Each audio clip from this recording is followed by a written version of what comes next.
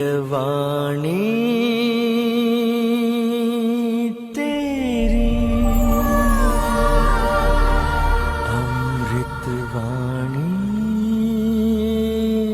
प्रभु दिव्य वाणी तेरी अमृत वाणी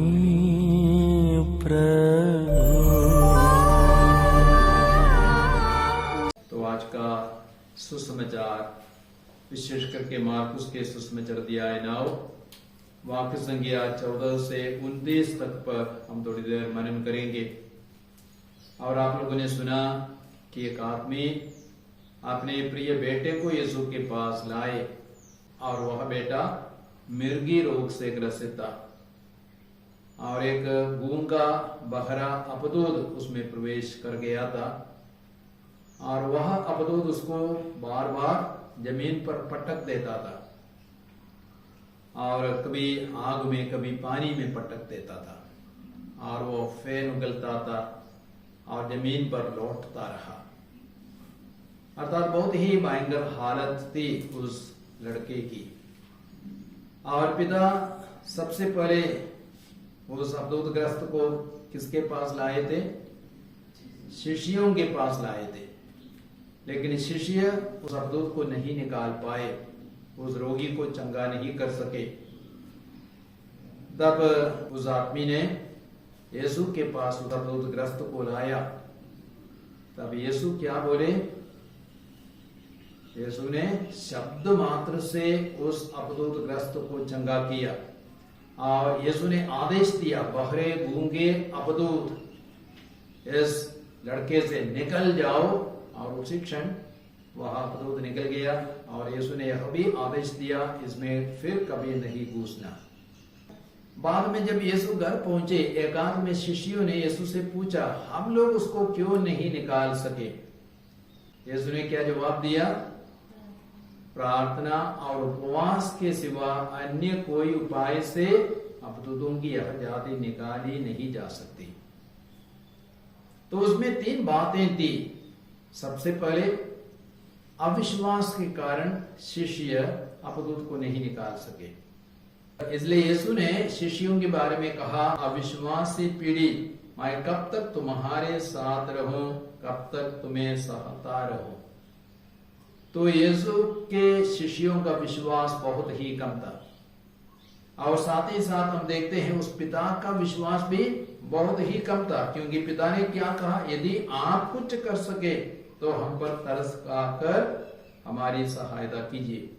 तो ईसा क्या बोले? यदि आप कुछ कर सके।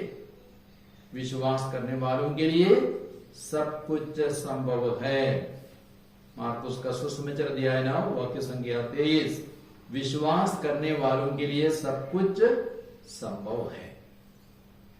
और लूकास का सुसमाचार अध्याय 1:37 में भी गब्रियल स्वर्गदूत ने मरियम से कहा, ईश्वर के लिए कोई भी बात असंभव नहीं है।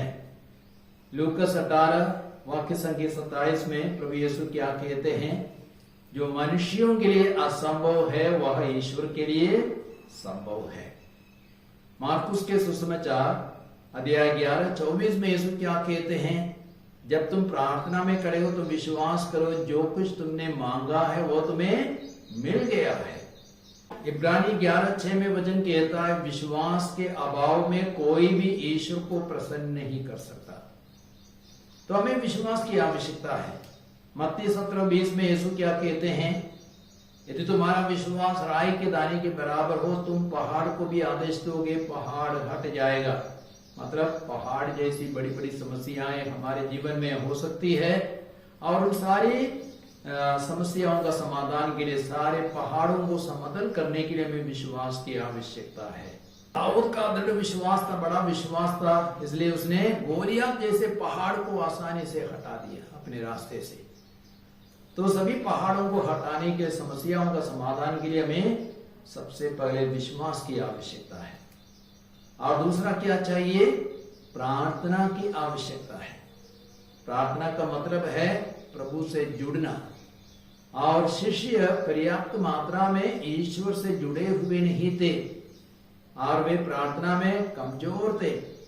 इसलिए यीशु जब गत्सेमनी बारी में प्रार्थना करने के लिए गए, यीशु ने उन्हें आदेश दिया था, मेरे साथ जागते रहो, प्रार्थना करते रहो। लेकिन शिष्य क्या कर रहे थे?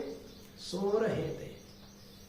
तो शिष्य प्रार्थना में दृढ़ नहीं थे, मजबूत नहीं थे। इसलिए उसने कहा, प्रार्थना और उपवास के सिवा अन्य किसी उपाय से अपदूत की यह जाति नहीं निकाली जा सकती है। और साथ ही साथ क्या चाहिए? उपवास चाहिए। और उपवास का मतलब क्या है? प्रभु की संगति में रहना, साथ ही साथ अपने मुंह को बंद करना। मुंह खोलने से पाप आया।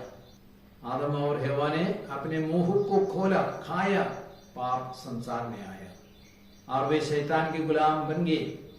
तो हमें मुंह को बंद करना है।